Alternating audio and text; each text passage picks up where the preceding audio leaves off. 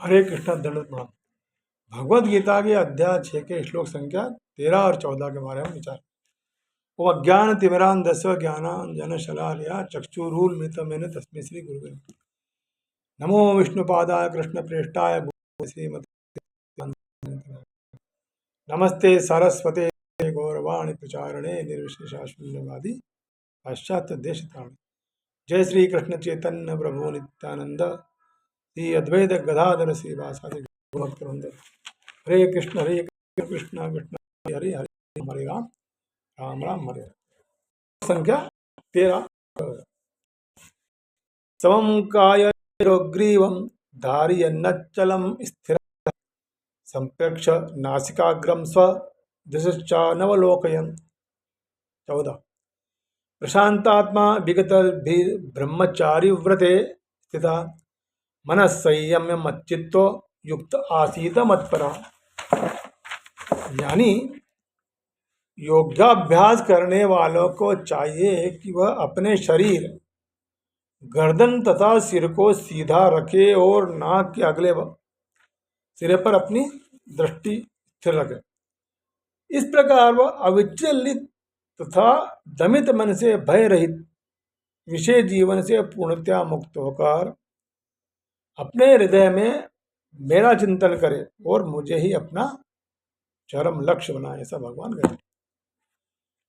प्रभुपाद तात्पर्य में बताते हैं कि जीवन का उद्देश्य कृष्ण को जानना है, जो प्रत्येक जीव के हृदय में चतुर्भुज परमात्मा के रूप में विराजमान। योगाभ्यास का प्रयोजन भगवान विष्णु के इसी अंतर्यामी रूप की खोज करने तथा देखने के अतिरिक्त और कुछ भी नहीं है। अंतर्योगी विष्णु मूर्ति प्रत्येक व्यक्ति के हृदय में निवास करने वाले कृष्ण का ही रूप है। जो इस विष्णु मूर्ति की अनुभूति करने के अतिरिक्त अन्य कपट योग में लगा रहता है, वह निस्संदेह अपने समय का दुरुपयोग करता, अपव्यय करता। कृष्ण ही हमारे जीवन का परम लक्ष्य है और प्रत्येक हृदय में स्थित विष्णु मूर्ति ही योगाभ्यास का लक्षण है। हृदय के भीतर इस विष्णु मूर्ति की अनुभूति प्राप्त करने के लिए ब्रह्मचर्य अनिवार्य है। अतः मनुष्य को चाहिए कि घर छोड़ दे और किसी एकांत स्थान में बताई गई विधि से आसीन होकर नित्य प्रति घर योगाभ्यास करें।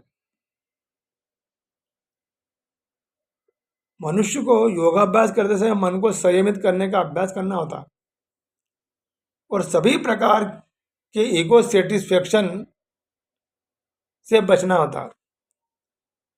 महान ऋषि याज्ञवल्क्य ने ब्रह्मचर्य के नियम के अनुसार बताया है कि कर्मणा मनसा आचा सर्वावस्थासु सर्वदा, सभी कालों में, सभी अवस्था में, सभी स्थानों में मनसा वाचा कर्मणा विषय भोगों से पूर्णतया दूर रहें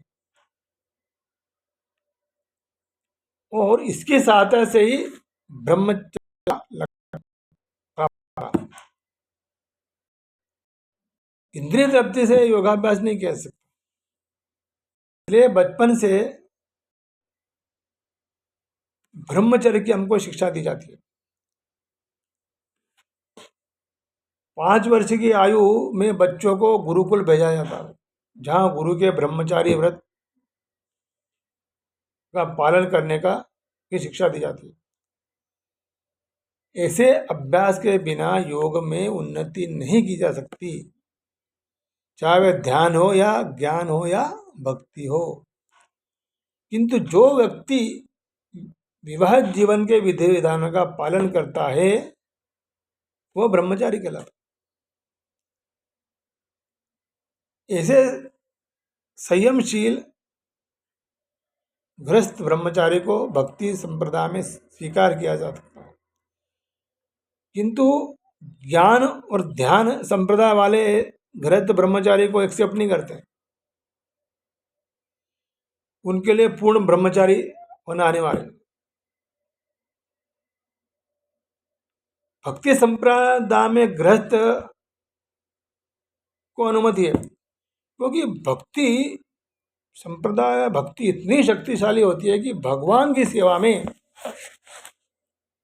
लगे रहने से वह स्वतः ही इंद्रिय भोग के प्रति विरक्त हो जाता है।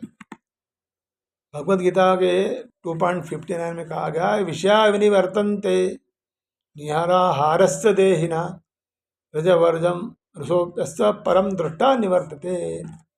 जहाँ अन्यों को विषय भोग से दूर रखने के लिए बाध्य किया जाता है, वही भगवत भक्त रसास्वादन के कारण इंद्रिय तृप्ति से स्वतः ही विरक्त हो जाता है।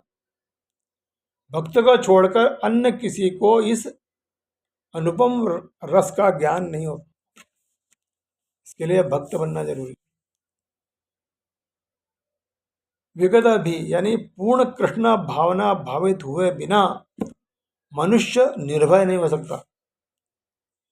बद्ध जीव अपनी विकृत स्मृति अथवा कृष्ण के साथ अपने शाश्वत संबंधों की विस्मृति के कारण भयभीत रहता है।